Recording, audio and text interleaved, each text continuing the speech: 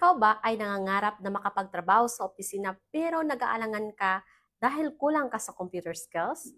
Huwag kang mag-alala kabayan dahil dito sa ICSA, mayroon kaming computer secretarial course which is integrated po siya with artificial intelligence na swak para sa mga beginners. Hello Kuwait and Philippines, hello Middle East, and hello world. This is Ms. Rachel from ICSA Kuwait. And masaya po ako ngayon na makasama ko kayo ngayon sa isang napakahalagang usapan, lalo na para sa mga kababayan natin na nangangarap na magkaroon ng mas magandang trabaho, mas magandang oportunidad para sa mas magandang kinabukasan. Bakit mahalaga ang pagkakaroon natin ng computer skills? Alam nyo ba na sa panahon ngayon, napakahalaga ng computer skills, lalo na halos lahat ng trabaho sa office work, admin, or sa encoding, customer service, or sa sales ay nangangailangan ng computer literacy. From Microsoft Office applications, AI tools, data processing, lahat ng ito ang skills na hinahanap ngayon ng mga employers. Halimbawa, imaginein mo, magkakaroon ka ng trabaho bilang isang admin staff or office staff sa isang office company. And araw-araw, kailangan mong gumawa ng mga reports, mag-encode ng mga data, or kaya ay mag-send ng mga emails at mag-print ng documents. Kung marunong kang gumamit ng Microsoft Word, Microsoft Excel, at emails platform, mas mabilis at maayos mong magawa ang mga trabaho mo. Pero, kung hindi ka marunong sa paggamit ng computer, tatagal yung trabaho mo. Maguguluhan ka sa system at baka mawalan ka pa ng confidence. Kasi iba pa rin talaga kung meron kang computer skills, mas confident ka na magagawa mo ng maayos yung trabaho mo. Kaya ang computer skills ay hindi lang dagdag kaalaman, isa itong survival tool para sa modernong trabaho. Kasi alam naman talaga natin na halos lahat ngayon ay nangangailangan na ng computer literacy, or kung tayo is mag-a-apply ng trabaho, at least meron tayong computer skills, lalo na kung goal ninyo na magtrabaho sa opisina. So, hindi lang kasi siya sapat, hindi sapat yung sipag natin at tiyaga. Kailangan din natin ng digital skills para at least makapagsabayan tayo sa modern world ngayon, which is halos lahat is na talaga sa technology, nagdedepend na siya sa technology. Kasi ngayon is ngayon talaga is more on social medias na tayo, lahat ng mga transactions natin, more on online na din siya. For example na lang, kung tayo is nag-o-order, di ba? Nandiyan na yung mga Timo, nandiyan na yung Shein. So, lahat ng mga updates na sa Facebook na, and then once mag-apply ka din ng trabaho, online na siya, magsisend ka ng CV. So, dito, sa computer secretarial course, good news po kasi dito sa ICSA, yung computer secretarial course namin, nasabi ko nga kanina, ito is integrated siya with artificial intelligence. So dito, matuto ka kung paano mo gamitin din yung artificial intelligence sa pag-create ng mga documents, data processing, at office automation.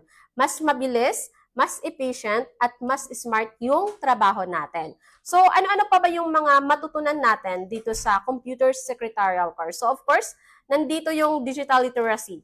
Okay? So, basic computer operations at internet use. So, kasi sa paggamit natin ng laptop or computer, napakahalaga na alam natin yung basics. Paano ba natin siya i-open yung computer? Ano ba yung gamit ng tools na to? Diba? So, yun yung first step na matutunan natin. Kasi hindi ka diretso sa sabak na, okay, i-open ko yung Microsoft Word, Microsoft PowerPoint, Microsoft Excel na hindi mo alam kung ano yung purpose ng mga tools na nandito sa laptop. Okay, so nandyan yung Windows 11, matutunan natin yung Windows 11 sa file management at system navigation. So yun yung sinabi ko kanina na hindi lang tayo basta-basta mag-open ng laptop, kailangan natin malaman yung mga purpose ng mga tools na to. And of course, yung Microsoft Office applications, which is importante talaga once ikaw is nagtatrabaho sa opisina, lalo na sa Microsoft Word, Excel, PowerPoint, lahat ng kailangan sa office work yon.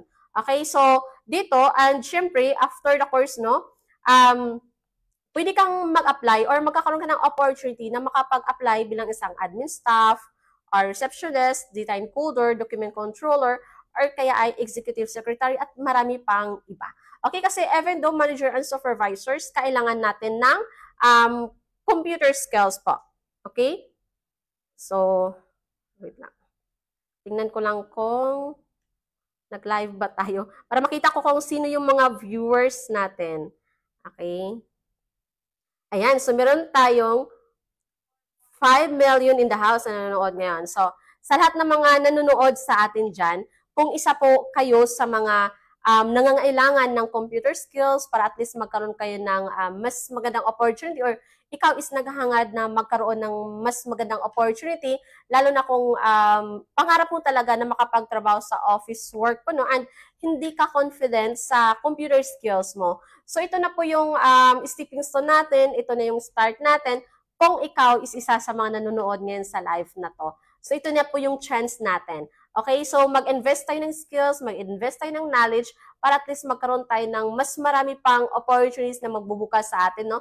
Lalo na sa mga kababayan natin na gusto nang mag-for good and nag-iisip sila na magtayo ng sariling business. So, itong computer skills ninyo, ito yung first step ninyo para at least mas makapag-isip kayo or makapagplano pa kayo ng mas magandang gawin kung ano ba yung gagawin nyong business. Okay? So, huwag kayong mag-alala kasi dito sa ICSA, kung iniisip ninyo yung schedules ng, syempre kasi meron tayong mga trabaho, di ba? Meron tayong kanya-kanyang trabaho and yung oras natin is limited lang talaga siya. So, huwag kayong mag-alala kasi yung aming computer secretarial training course po is flexible yung schedule ng klase. So, pag sinasabi nating flexible yung schedule ng klase, meaning nun, ikaw yung pipili ng araw at oras kung kailan ka mag-attend ng klase. Basta, office timings po namin. So, everyday naman po, open si ICSA. Okay, wait lang, may tumatawag. Sorry po sa tumatawag. Okay, mamaya po, tatawagan po namin kayo. Okay, so, nasaan na tayo? Flexible yung schedule ng klase. So, meaning, ikaw yung pipili ng araw at oras kung kailan ka mag-attend as long as na office hours po namin. So, dito, pwede tayong mag-attend ng 2 times a week or 3 times a week, 2 hours every class session. And pwede rin tayo mag-attend ng once a week lang, 2 to 4 hours every class session, or every day off lang natin. Kasi may mga kababayan tayo na nagdi-day off every twice a month lang, once a month, or depende kasi, depende sa trabaho, kung yung iba din, paiba-iba yung day off nila. Minsan Friday, minsan Saturday, minsan Monday, and hindi siya, sa isang linggo, or sa isang buwan, hindi siya the same yung day off nila. So, pwede po kayong mag-attend ng klase anytime. Kasi open po ang ICSA from Saturday to Wednesday, 9 a.m. to 7. And Friday, open kami ng 9 a.m. to 6. So, every Thursday lang po kami sarado. So, kahit paiba-iba yung day off natin, walang problema yon. Kasi anytime na available kayo, pwede kayong mag-join sa klase. Even though, for example, ngayon yung day off nyo is Sunday. So, pwede kayong mag-attend ng Sunday, tapos the next week, ang available din nyo naman is Tuesday. So, walang problema yon. Pwede kayong mag-attend ng Tuesday din. Basta available kayo. As long as na-open si ICSA, pwede po kayong mag-join dito sa ating computer secretarial course. Okay? And of course, dalawa lang yung requirements natin din dito. Isang picture ninyo, 2x2 or selfie picture, and civil ID, front and back copy, or kung nasa outside Kuwait ka naman, pwede tayo na magsabit ng passport copy. Okay? And dito, yung course po is pwede natin siyang tapusin ng 1 month. Kung nagmamadali ka, pwede ka mag-everyday sa klase. 2 hours every class session. Pwede rin siyang tapusin ng 2 months, 3 months, or kaya ay 4 months. Ang duration natin is nakadepende siya kung ano yung payment plan na napili mo. Kasi meron kaming special offer for this month of April. So, ito is 4 months duration, of course, 4 months duration. Pero kung gusto mong mapadali or gusto mong mas maaga kang matapos before 4 months, wag po kayong mag-alala kasi pwede po natin siyang i-coordinate sa ating admin kung ano yung buwan na gusto ninyong tapusin para at least ma-adjust natin yung monthly fees ninyo. Kasi dito sa ating computer secretarial course, no, ang kagandahan dito kasi monthly installment pwede siya. Pero kung kaya nyo naman mag one-time payment para at least matapos nyo siya ng mas maaga, mas maganda.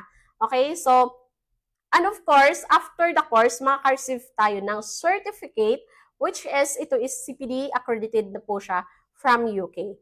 Okay, so yun yung kagandahan dito. So yung skills natin is internationally recognized yung skills natin. Kahit saan tayo mag-apply ng trabaho, magagamit natin yung skills natin kasi meron tayong certificate to prove na tayo ay certified sa paggamit ng computer applications and tayo is professional sa paggawa or sa paggamit ng computer applications. Yun yung kagandahan doon kasi yung ating certificate kasi, isa siyang achievement na ina-attach natin siya sa ating resume, di ba? Kasi sa resume natin or sa CV natin, nilalagay natin doon kung ano yung mga skills natin, ano yung qualifications natin. So, isa siya, dagdag siya sa qualifications ninyo, dagdag siya sa skills ninyo kung kayo is mag-change ng trabaho or mag-apply ng panibagong trabaho. Okay, so yun yung advantage talaga kung tayo is nag-i-invest ng skills, mas marami tayong qualifications or mas marami tayong skills na may attach natin sa ating CV.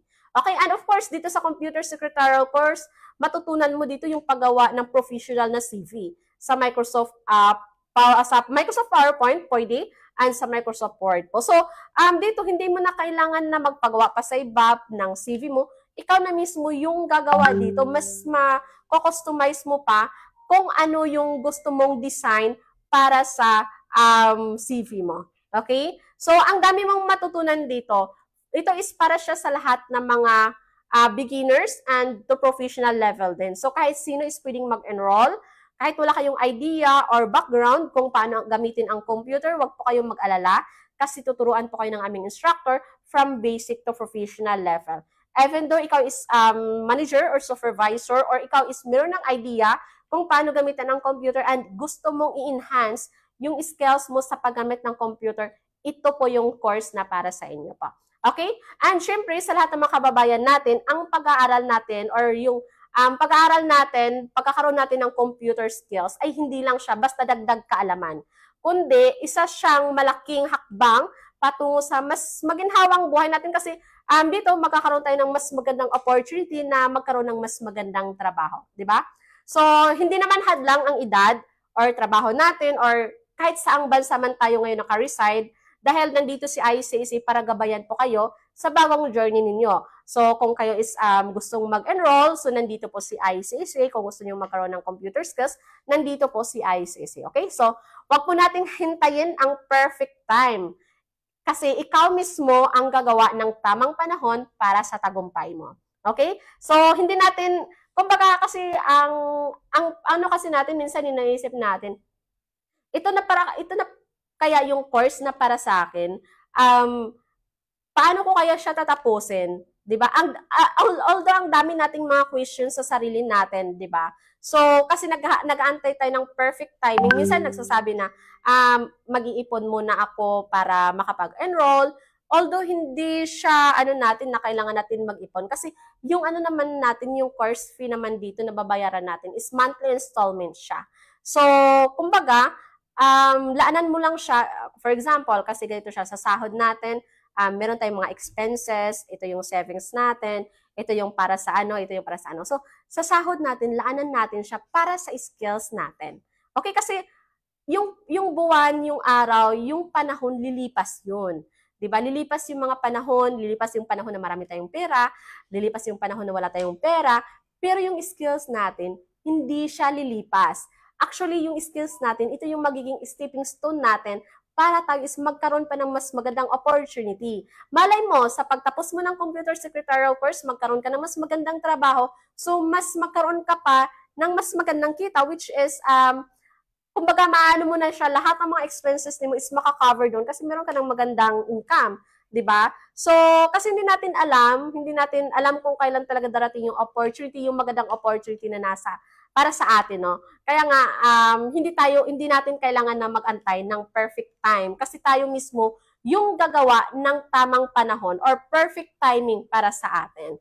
So, sa sarili natin yun, sa sarili natin siya manggagaling kung ano ba yung gusto nating maging tagumpay sa susunod na mga taon or susunod na buwan. So, kumbaga yung success is manggagaling yan sa atin, magsisimula yan sa atin, kasi kung wala tayong ginagawa, walang success na mangyayari, di ba? So, umpisahan natin yun sa sarili natin. Kahit minsan sinasabi natin na hindi para sa akin to. Pero kung susubukan mo, nandyan ka na sa time na yan or nandito ka na, nakapag-enroll ka na, At the end of the course, for sure, pasasalamatan mo talaga yung sarili mo kung bakit ka nag-enroll sa computer secretarial course. Kasi ang dami ng mga students namin dito sa ICSA na sobrang pasalamat nila kasi nakita nila si ICSA, nakapag-enroll sila, nakapagtapos sila ng pag-aaral, and ngayon is meron na silang mas magandang trabaho at mas magandang income.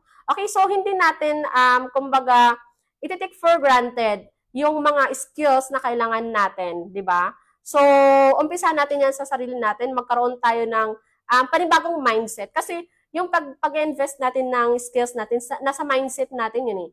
Kung positive yung mindset mo, kung mataas yung mga pangarap mo, mataas yung goal mo, kung nangangarap ka na magkaroon ng panibagong or mas magandang buhay, mababago yung mindset mo. So, may isip mo na, ay, kailangan ko pala mag-enhance ng skills, kailangan ko pala mag-invest ng skills. Ganon siya eh. Kaya, dito sa ICSA, lahat naman is meron kami mga courses na ino-offered, no? So, kung hindi nyo pa alam kung ano yung course na nababagay sa inyo or ano yung course na gusto ninyong i-enroll, pwede po kayong mag-message sa aming WhatsApp numbers, okay? So, message lang po kayo sa +965-9930-2850, lalo na sa lahat ng mga kababayan natin na nanonood ngayon sa live natin, sa mga matagal nang nag-inquire, sa matagal nang nagpaplano na mag-enroll dito sa ating computer secretarial training course, grab this opportunity po, no? Kasi ito is integrated na siya with artificial intelligence. Okay? So, mas marami tayong matutunan, mas marami tayong skills,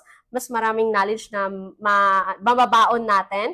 Kaya, enroll now, start learning, and unlock your future with ICSA.